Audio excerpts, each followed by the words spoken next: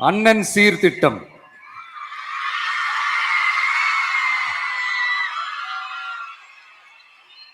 ஒவ்வொரு குடும்பத்திற்கும் மிகப்பெரிய மகிழ்வை தருவது அந்த குடும்பத்தில் நடக்கும் திருமண கொண்டாட்டம் தான்.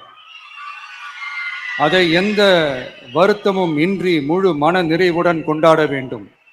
அதற்காகவே நம் தங்கைகளின் திருமணத்திற்காக 8 கிராம், அதாவது 1 பவுன் தங்கமும்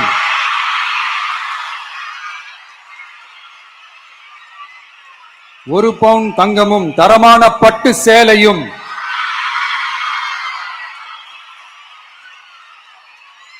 தாய் வீட்டில் இருந்து அண்ணன் சீராக அளிக்கப்படும்.